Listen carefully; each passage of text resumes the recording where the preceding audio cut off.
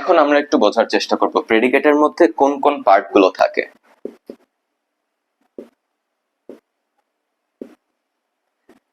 প্রেডিকেটের মধ্যে থাকতে পারে হচ্ছে অবজেক্ট, প্রেডিকেটের মধ্যে থাকতে পারে হচ্ছে কমপ্লিমেন্ট, প্রেডিকেটের মধ্যে থাকতে পারে অ্যাডভার্বিয়ালস, প্রেডিকেটের মধ্যে থাকতে পারে মডিফায়ার্স। এখন অবজেক্ট কি, কমপ্লিমেন্ট কি, অ্যাডভার্বিয়ালস কি, মডিফায়ার্স কি, আমরা অবশ্যই গতানুগতিকভাবে সবকিছু শেখার চেষ্টা করব।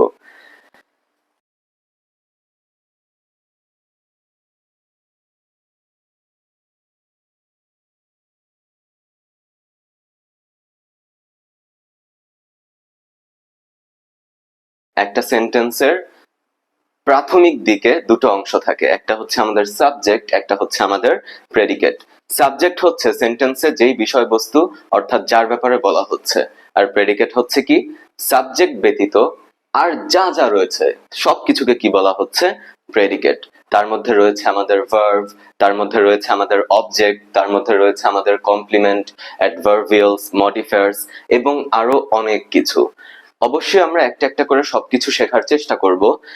এখন এই সাবজেক্টের পর যে প্রেডিকেটের অংশগুলো থাকে, যেটা আমরা একটু আগেই দেখিয়েছিলাম, সেই প্রেডিকেটের অংশের মধ্যে একটি সিগনিফিকেন্ট এবং খুবই ইম্পর্টেন্ট যে বিষয়টা, সেটা হচ্ছে আমাদের সেন্টেন্সের অবজেক্ট। একটা সেন্টেন্সের অবজেক্ট কি, কেন অবজেক্টের প্রয়োজন, বা অবজেক্টটাকে আমরা নির্ধারণ করব কেন, বা আমরা কেনই বা অবজেক্ট শিখতে যাব, সবকিছুর উত্তর আমরা এখন এই বাক্যটার মধ্যে বুঝে যাব। একটু যদি লক্ষ্য করি একটা অবজেক্ট কি জিনিস।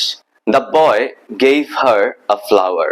একটা কথা এখানে আগে থেকে বলা আছে যে ভার্ব ছাড়া কখনো কোনো সেন্টেন্স হয় না। এখন আমরা একটু চেষ্টা করি কেন আমরা অবজেক্টটাকে শিখবো, বা কেন অবজেক্টটা আমাদের জানা জরুরি, তাই তো? প্রথমত আমি বলেছিলাম ভার্ব ছাড়া হচ্ছে কখনো সেন্টেন্স হয় না। এখন আমি যদি একটু বোঝার চেষ্টা করি আমাদের প্রথম বাক্যটার দিকে, the boy gave her a flower. এখানে দ্য বয় হচ্ছে একটা ব্যক্তির নাম, গেভ মানে দিয়েছিল, হার মানে তাকে, আ ফ্লাওয়ার একটি ফ্লাওয়ার দিয়েছিল। এখন এই বাক্যের মধ্যে গেভ ব্যতীত আর কোনো কিছুই আমাদের কিন্তু ভার্ব নয়। অর্থাৎ এই ভার্বটাকে নিয়ে যদি আমরা একটু কাজ করি তাহলেই অবজেক্ট কি তা আমরা পেয়ে যেতে পারি। প্রথমত বলা হয়েছিল একটা সেন্টেন্সে যার ব্যাপারে বলা হয় বা যে হচ্ছে ডুয়ার হয়, যে কাজটা করে থাকে, সেই হচ্ছে আমার সাবজেক্ট। এখানে যদি আমরা একটু চিন্তা করি, হু গেভ হার ফ্লাওয়ার, কে তাকে ফ্লাওয়ারটা দিয়েছিল? The boy, right? So the boy is my doer, and henceforth we can assume that the boy is our subject in this particular sentence. কিন্তু এখানে অবজেক্টটা কোনটা? আচ্ছা, অবজেক্ট নির্ধারণেরও খুবই সহজ একটা টেকনিক রয়েছে। আমাদের যে গিভেন ভার্বটা রয়েছে, এই ভার্বটাকে যদি আমরা কি অথবা কাকে দ্বারা প্রশ্ন করি, তখন যেই উত্তরটা পাবো সেটাই হচ্ছে আমাদের অবজেক্ট। আমি একটু চেষ্টা করি এই বাক্যটাকে অ্যানালাইজ করার। দ্য বয় গেভ কি, বা দ্য বয় গেভ হোয়াট, ছেলেটি গেভ দিয়েছিল, কি দিয়েছিল, রাইট? হার, তাকে ছেলেটি কি দিয়েছিল। আমি যখন কি দ্বারা প্রশ্ন করতেছি আমি একটা অ্যান্সার পাচ্ছি, সেটা হচ্ছে কি আ ফ্লাওয়ার। আবার আমি যদি এখানে একই ভার্বকে কাকে দ্বারা প্রশ্ন করি, the boy gave a flower, কাকে দিয়েছিল একটা ফ্লাওয়ার, কাকে দ্বারা যখন প্রশ্ন করতেছি তখন আমার উত্তরে আসতেছে হচ্ছে হার। তাহলে আমি এখানে দেখতে পাচ্ছি কি দ্বারা প্রশ্ন করেও একটা জিনিস পাওয়া যাচ্ছে, কাকে দ্বারা প্রশ্ন করেও একটা জিনিস পাওয়া যাচ্ছে। অর্থাৎ এই দুটো জিনিস দিয়ে প্রশ্ন করে, ভার্বকে প্রশ্ন করে যেই উত্তরগুলো আমরা পাচ্ছি তাদেরকে বলা হবে হচ্ছে অবজেক্ট। এখন মনে একটা প্রশ্ন জাগে, তাহলে কি এই দুটোই অবজেক্ট? হ্যাঁ, অবশ্যই দুটো অবজেক্ট, কিন্তু অবজেক্ট হচ্ছে আবার দুই প্রকারের হয়ে থাকে। একটা হচ্ছে আমাদের ডিরেক্ট অবজেক্ট, আর একটা হচ্ছে আমাদের ইনডিরেক্ট অবজেক্ট। এখন ডিরেক্ট অবজেক্ট কোনটা? খুব সহজ। কি দ্বারা প্রশ্ন করার কারণে অথবা ওয়ার্ড দ্বারা যখন ভার্বকে প্রশ্ন করা হয় তখন যেই উত্তরটা পাওয়া যায় সেটাই হচ্ছে আমাদের ডিরেক্ট অবজেক্ট, এবং ম্যাক্সিমাম টাইম আমাদের ডিরেক্ট অবজেক্টটা হচ্ছে বস্তুবাচক হয়ে থাকে। একইভাবে ইনডিরেক্ট অবজেক্ট হচ্ছে যখন কাকে দ্বারা প্রশ্ন করে পাওয়া যায়। Say for example, the boy gave her a flower. ছেলেটি কাকে ফুল দিয়েছিল? হার, তাকে ফুল দিয়েছিল। তাহলে এখন হার হয়ে যাচ্ছে আমাদের একটি ইনডিরেক্ট অবজেক্ট। কেমন? সিমিলারলি আমরা যদি 2 নম্বর বাক্যটার দিকে লক্ষ্য করি, we arranged a meeting. Arranged, আমরা আয়োজন করেছিলাম একটা মিটিং। এখন আমি যদি সেম রুলটা অ্যাপ্লাই করি, আমরা কি অ্যারেঞ্জ করেছিলাম? আ মিটিং। আমরা একটা রেলেভেন্ট অ্যান্সার পাচ্ছি, বাট আমি যদি এখন বলি যে আমরা কাকে অ্যারেঞ্জ করেছিলাম, it would basically sound nonsense, you know. So on that regards কাকে দ্বারা প্রশ্ন করাটা একদম ইনভ্যালিড হয়ে যায়, একদম ইররেলেভেন্ট হয়ে যায়। সো এই বাক্যে একমাত্র কি দ্বারা প্রশ্ন করে আমরা কি পাচ্ছি? একটা উত্তর পাচ্ছি, সেটা হচ্ছে যে এ মিটিং। যেমন উই অ্যারেঞ্জড এ মিটিং, আমরা কি অ্যারেঞ্জ করেছিলাম? এ মিটিং, একটি মিটিং অ্যারেঞ্জ করেছিলাম। সো এই বাক্যে দেখা যাচ্ছে এ মিটিং হচ্ছে আমার একটি অবজেক্ট, একমাত্র উপস্থিত অবজেক্ট। সেটাকে আর স্পেসিফিক ভাবে ডিরেক্ট বা ইনডিরেক্ট বলার তেমন একটা প্রয়োজন নেই, জাস্ট বোঝার স্বার্থে আমি বলতেছি এটা একটা ডিরেক্ট অবজেক্ট। বাট এই বাক্যে যদি বলা হয়, এই বাক্যে অবজেক্ট কোনটা? অবশ্যই meeting. In the similar sense, they helped the poor man. তারা হচ্ছে দরিদ্র লোকটাকে সাহায্য করেছিল। এখানেও আমরা যদি লক্ষ্য করলে দেখবো যে হেল্প মানে হচ্ছে সাহায্য করা। এখন আমরা যদি প্রশ্ন করি তারা কি হেল্প করেছিল? কি হেল্প করেছিল? কি হেল্প করা প্রশ্ন করার মাধ্যমে তো আমি কোনো লজিক্যাল কিছু পাচ্ছি না বা রেলিভেন্ট কিছু পাচ্ছি না। কিন্তু আমি যদি প্রশ্ন করি কাকে হেল্প করেছিল বা কাকে সাহায্য করেছিল, আমি একটা লজিক্যাল আনসার পাচ্ছি, সেটা হচ্ছে কি? The poor man. তারা দ্য পুয়ার ম্যানটাকে সাহায্য করেছিল। সো 3 নম্বর বাক্যে আমরা দেখতে পাচ্ছি কাকে দ্বারা প্রশ্ন করার মাধ্যমে একটা উত্তর পাওয়া যাচ্ছে। এই হেল্প ভার্বটাকে কাকে দ্বারা প্রশ্ন করার মাধ্যমে যে উত্তর পাওয়া গেল, সেটা হচ্ছে আমার এই বাক্যের একমাত্র অবজেক্ট। এখন অবজেক্ট কিভাবে নির্ধারণ করতে হয় সেটা না হয় আমরা শিখে গেলাম, আমাদের তো একটা পারপাস লাগবে, আমাদের তো একটা উদ্দেশ্য লাগবে, যার কারণে আমরা হচ্ছে একদম এই বেসিক লেভেল থেকে আমরা সবকিছু শিখতেছি। এখন এই উদ্দেশ্যটা কি সেটা তো আমাদেরকে জানতে হবে।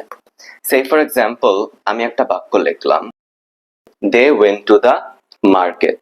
এখন এই বাক্যে যদি আমরা একটু লক্ষ্য করি, they went to the market, এই পার্টিকুলার বাক্যটাতে ভার্ব কোনটা?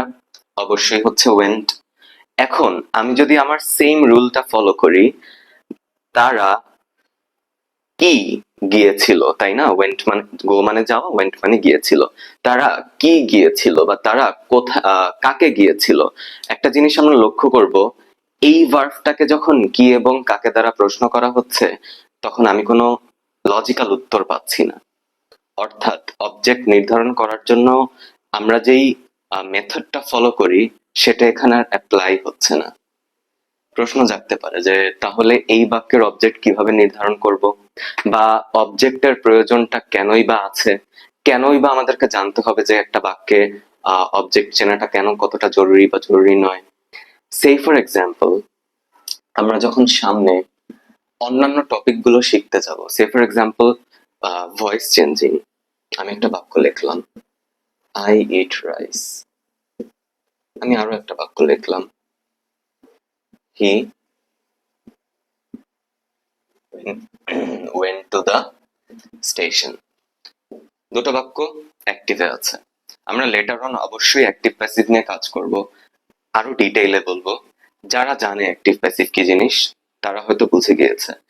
সাবজেক্ট হচ্ছে যেখানে নিজে কাজ করে, সেই বাক্যটা হচ্ছে অ্যাক্টিভ। সাবজেক্ট যদি কাজ না করে, সাবজেক্টের উপর কাজ করা হয়, তখন হচ্ছে সে বাক্যটা প্যাসিভ। এখন এই দুটো বাক্যকে প্যাসিভ করার পূর্বে আমি আরেকবার আমার এই বাক্যটার দিকে তাকাই, কারণ আমাদের মেইন টপিকটা হচ্ছে অবজেক্ট। কি বা কাকে দ্বারা যখন ভার্বকে প্রশ্ন করা হয়, তখন আমরা অবজেক্ট পাই। এইখানে ওয়েন্ট মানে গিয়েছিল, সে কি গিয়েছিল বা কাকে গিয়েছিল, এই টাইপের প্রশ্ন করে আমি লজিক্যাল কোনো উত্তরই পাচ্ছি না, কারণ আমার প্রশ্নটাই হচ্ছে ইনভ্যালিড বা বেসলেস বা ইরেলিভেন্ট মনে হচ্ছে। কিন্তু কেন এমনটা মনে হচ্ছে? এর মানে কি আমি অবজেক্ট বের করতে পারবো না এই বাক্যে? Initial stage, if I'm being frank and if the students who are watching, if you guys are also very much frank and do not hold the knowledge regarding what an object basically is, তোমরা সবাই, আমি বিশ্বাস করি, কারণ আমি নিজেও যখন জানতাম না এরকম ভুলগুলো করতাম আমার লেভেলে, like when even I was a little kid, even I was a student, দেখতাম ভার্বের পরের আগের অংশ চোখ বন্ধ করে সাবজেক্ট আর ভার্বের পরের অংশ চোখ বন্ধ করে অবজেক্ট। বাট না, এত সহজেই সবকিছু পাওয়া যায় না। অর্থাৎ ভার্বের পরের আমার যে অংশটা আমি দেখতে পাচ্ছি, এই অংশটা যদি আমি কি বা কাকে দ্বারা প্রশ্ন করে লজিক্যাল উত্তর না পাই, এর মানে এই অংশটা আমার কখনোই অবজেক্ট না। They went to the market, আমি কোথায় দ্বারা যখন প্রশ্ন করতেছি তারা কোথায় গিয়েছিল, তখন আমি মার্কেট পাচ্ছি। বাট আমাকে অবজেক্ট পেতে হলে যে রুলটা, সেটা হচ্ছে কি বা কাকে দ্বারা প্রশ্ন করতে হবে।